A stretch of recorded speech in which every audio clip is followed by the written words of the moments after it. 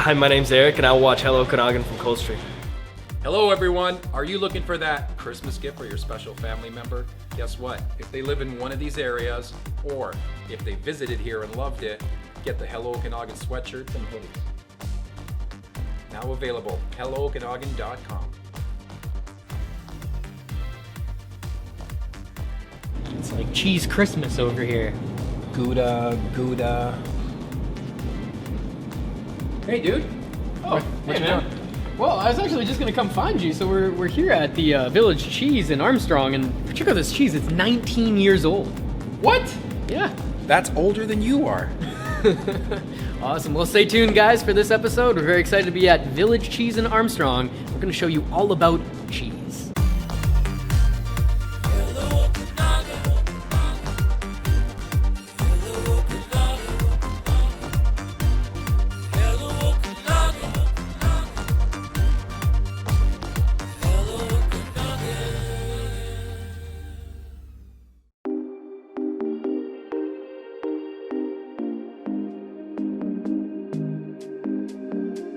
Hello Okanagan, this is episode 31, we're really excited and we've been wanting to come here for a while. We're up in Armstrong at the Village Cheese Company. We needed to come here and learn how they make this fabulous stuff, obviously taste the fabulous stuff. So David, I, and Mitchell wandered up here and now we're going to chat with the owner. How are you doing, my friend? Yes, thank you very much. Thanks for coming. Oh, thank you for inviting us. Let me know a little bit about your background. Are you and your family in the past been in cheese? Is that something you started like when you were a teenager? Or? Well, no, came into this business kind of on a whim, I suppose. Actually, my background is in pharmacy and a farmer's son from Saskatchewan. Which is pretty much the same thing. Yeah, I mean, there's lots of science. Yeah, there's a lot of science. I was going to say There's a lot that. of science involved, yeah. And how did you get into this level then? Well, I actually met someone who was living in Armstrong, a cheesemaker who was very talented. Yeah. He'd won prizes for the best cheddar in Canada several times. Where was this? And so he and I got together and decided that we'd start a cheese company that would be making quality cheese. And sure enough, in the first year, we won a prize for the top cheddar. And that was Canada. here in And Armstrong? that was right here at the Village Cheese Company. Are you kidding me? Yeah. When was that? Oh, that was hard to believe, but 20 years ago. Wow, congratulations. So, Dwight, yourself, what is your favorite cheese? Yes, well, I think my favorite cheese is still cheddar, Yeah. and maybe a derivation of cheddar, like our smokehouse cheddar. Yep. We do all our smoking of cheese here, and it's in demand across BC because of our smoking of the cheddar cheese. But what makes the cheddar cheese unique is, first of all, that's the recipe from Armstrong. That's the cheese that became famous, and we have managed to continue the recipe. So other cheese companies make cheddar and have moved on, and today the common thing in commodity cheese is to add other ingredients. We keep it pure and simple, just the 4 basic ingredients from so many years ago. Before we meet with your cheese master, when cheese is starting off in its initial point, is it always the same type of cheese before you add things to it, or it can be a few different cheeses from the initial stage? Yeah, so this factory is known as a factory that makes hard cheese. So we're a little bit like restaurants. If you went into a pancake house, you'd expect to find a griddle. If you went into a Chinese restaurant, you'd expect to find a wok. If it was bacon and eggs, it would be another sort of kitchen. And so our kitchen, our cheese factory, is based on hard cheese. So you're not going to find brie and camembert here. You're going to find firm cheeses. So here are some examples. So first of all, cheddar. Cheddar is Canada's cheese. There's more cheddar made than all other cheeses combined in Canada. Is that the same in the U.S. as cheddar? Cheddar, I would say, is also probably, yeah, it is for sure the major product. So what makes our cheddar different than our competitors is that our competitors these days are adding extra ingredients to get higher yields. And we are staying with the original recipe.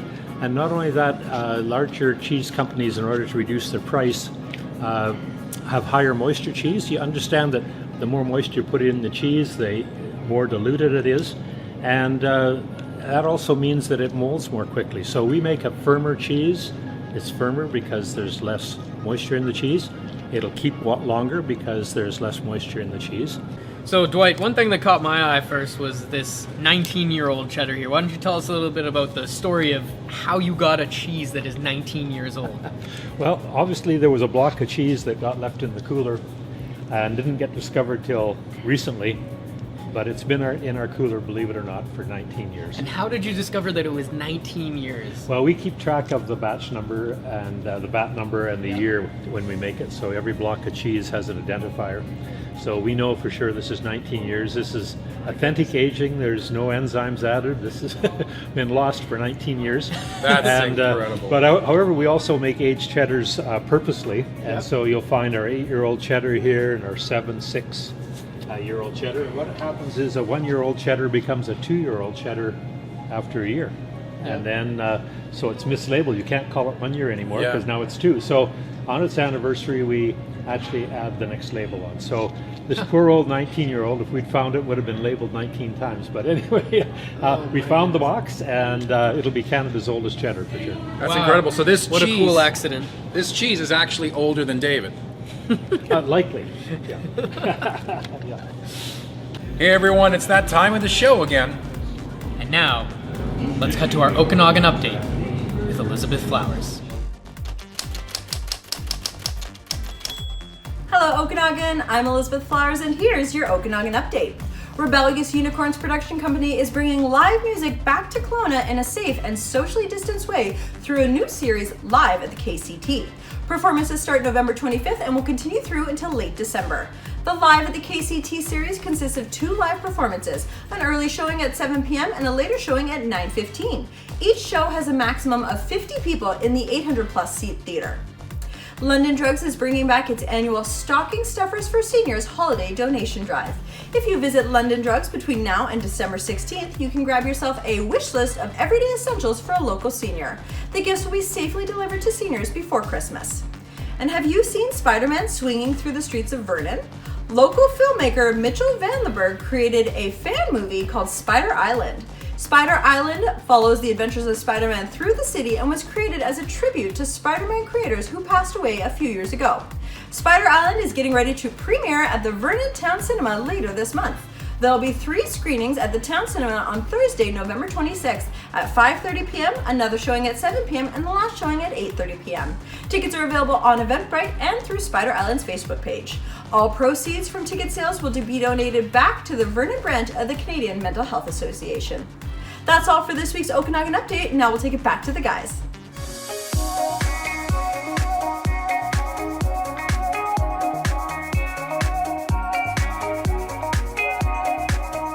Okay, now we're in the back room where all the special cheeses are made. A lot of you guys aren't back here. We got the exclusive rights. We're really excited, but we're also not going to be able to just know how this stuff is made and kind of wander around and get in trouble like we normally do.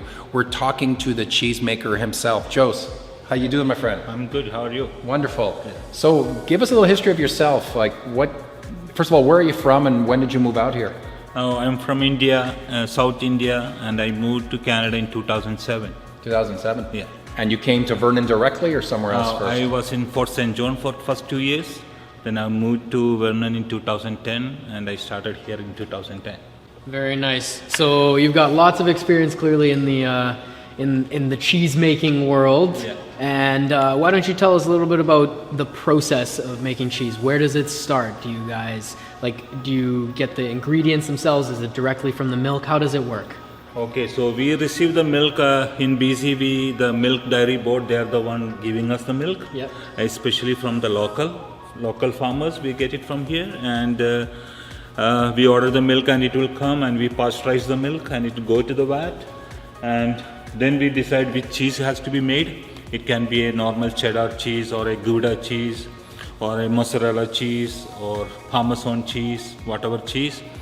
So then the milk is pasteurized here, then we add the culture in it, then the cooking process start, and it takes around 6 to 7 hours, then the cheese is ready, then we salt it and we pack the cheese. Well, let's move over and see if you can show us how you make your cheese curds. Oh, sure. Okay.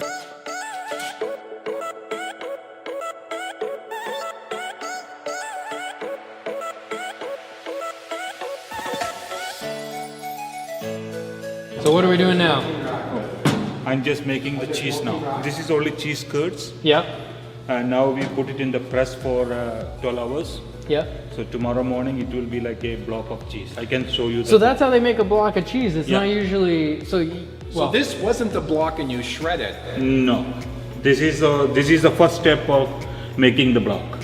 So this is the first step before you make the block. Yeah. Oh, interesting. Yeah, because I guess we're so spoiled. We could just get a block of cheese. We don't know how it actually is made. So the cheese curds obviously come from the top. So what process does the cheese curd come from? How did you get the cheese curds? Cheese curds is from the milk. Okay. So we get the milk, we put the culture, the rennet, then we cook it, we drain the whey out. How long does it cook for? Cooking is only for 30 minutes, okay. But all process should take around 8 hours. So 8 hours later, you're left with this. Yeah. Will it taste different, like more poignant later, or is it stronger now before you make it into a block? It is like a very fresh curds, so it is like you get like a squeaky flavor. Okay. Yeah, it's a very mild squeaky flavor. So this is really just the freshest form of cheese you can possibly have. Yeah. Okay. From this one, we can change whatever we want it. So what's the next step now after this? So this is done, then we will put it like this. This will go like this here. And it's a compactor basically. And then basically we open the air.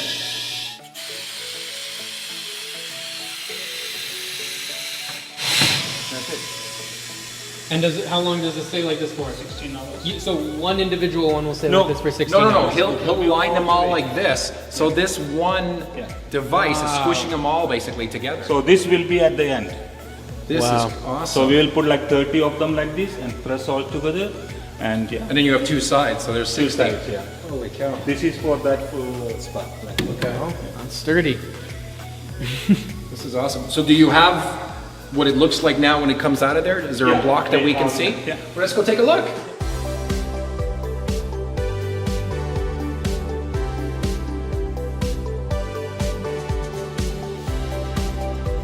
So, you've seen how that cheese block is made. This is the final version. Check this out. This is amazing. So how long now has it been in the fridge before you start cutting it up and selling it? It has to be in the fridge minimum like 21 days, 21 to 30 days. 30 to 31, so a month long. Yeah, like a month. Yeah. Okay. Then it will be ready for cutting. Okay. So we've obviously got, I'll call it cheese wonderland in here, right behind me here. So you've got so many different types. I see some smoked cheeses in here too. How long is the smoking process? The smoking process will take around 8 hours of regular smoking. Like this is our smoker. Okay. The cheese will be in the rack and we'll put it in the smoker. Yep. And it is like a natural smoking. We put the chips there outside and it 8 hours smoking. Wow. Yeah. And another question I've had for a while is actually, you see different types like orange cheese and white cheese. You hear different myths about, whether the cheese is unnaturally colored that way. How do you color cheese and why does it become orange in some cases? Yeah, for orange cheddar we add the coloring, the orange color we add it. Okay. Yeah, that's what. And how do you use that color and why do we add the coloring? For somebody like orange cheddar and we add the orange color, that's it. Yeah. I've always been curious, like why orange was suddenly a thing that was like popular, right? Like everybody think that the cheese is like in orange color, but this is the real color of the cheese. There's nothing added to it. Now, so we're in the main refrigerator here. Why don't we go to the aging room as well and see what goes on in there?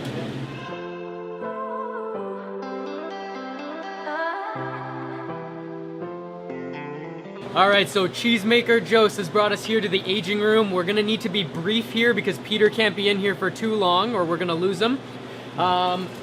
He said aging room, get it?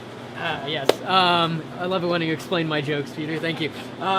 Okay, so we're right here now. Why don't you tell us a little about the temperature? Like, is it a specific regulated temperature in here, Jose? Yeah, the temperature will be always below 5 degrees here. Below 5 degrees. So pretty much like a refrigerated temperature then. Yeah. Okay. And how long do most of the cheeses stay in here for? Some of the cheese will stay for years, like 10, 11, 12 years. 10, 11, 12 years. Yeah. Wow. And then like, that's how you get the aged flavor, the sharper flavor. And how do you control that aging process without obviously losing the quality of the cheese and maybe it spoiling or going bad? Yeah, so before we start to cut it, we will have a grading process where we bring a block of each vat and we will grade it and see how the flavor, how the texture kind of stuff. And we have a benchmark, like how like a 6-year-old cheese, how it's supposed to be. Then based on that, we will assess it and grade it, and that's the way it's going to the customers. Yeah. So is this the temperature of a normal refrigerator at home? So this is normal for how people should keep it? Yeah. Do people freeze cheese? Can you freeze cheese if you want to save it? Say you went and bought cheese from somebody, you know, from far away, and you brought it home, but you don't want to have it all in 1 week or a month or whatever. Can you freeze a bit of it or no? Because what I understand is even if in the storage temperature, the freezing, the cooler temperature, still the aging process of the cheese is going on in this temperature. When it is freeze, there is no activities in the cheese. It's almost dead there. So maybe for the storage, it's good to keep it in the freeze, but to get that flavor and the activity in the cheese, we should have that right temperature for the cheese for that aging. Awesome. Yeah. Well, thank you so much for taking us behind the scenes here and showing us how everything's made. Awesome. Thank you. Yeah. Thank you for this opportunity. Yeah. Thank you.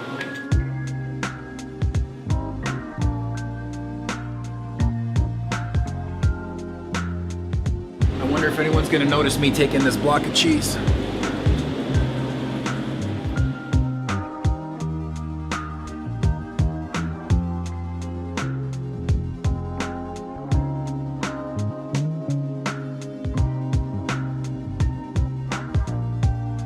Now we've made it to our favorite part of the show, the tasting, and we've also added a few extra people to our posse. Now we've got Linda, another co-owner, and Kelly, who Dwight has just informed me is their boss actually, so she tells them when to arrive and what to do and when to show up. So Dwight, I want to ask you now is, we were talking about with Joe's too, that you guys only deal with cow's milk. Does that now hold you back from making certain types of cheeses? One of my favorite cheeses, being Greek, I like feta, which is obviously another story, but what about Asiago cheese or any other type of cheese that I didn't see here? Yeah, so when it comes to milk, it really comes down to availability. So in the past, we've made probably 8 or 10 goat's milk cheeses. Okay. The recipes are similar, but have to be adjusted for the milk. why don't we get rolling here? So what should we try first? Well, we've got a few different varieties of cheese. We have, of course, the cheese curd, Okay. which you see there. That one right there? That's the one, and that'll squeak for you. And the green is garlic and parsley. And then we have our maple, which you see here. And we have the smokehouse cheddar. And you can see the grill marks on the cheddar pieces, which indicate our style of... I understand what you mean by squeaky. You hear it? Mm-hmm. Squeaks on your teeth, yes. Okay. Well, thank you guys so much for your time. Thanks for inviting us here to the Village Cheese Company here in Armstrong and allowing us to go behind the scenes, kind of like we're the Wizard of Oz, behind the curtain where everything's made. And Kelly, can you let us know where everybody can get some information? What is your website? villagecheese.com. villagecheese.com. Take care, Okanagan. Are you still watching? Seriously, and you didn't subscribe?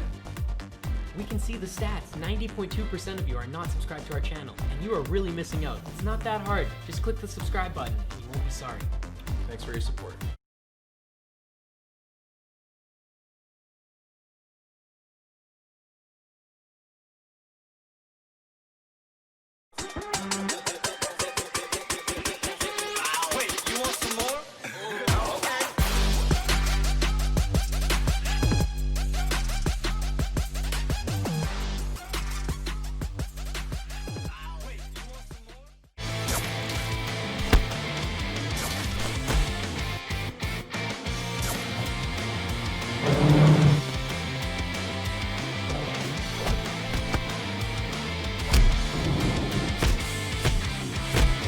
Doesn't matter that I can't stand.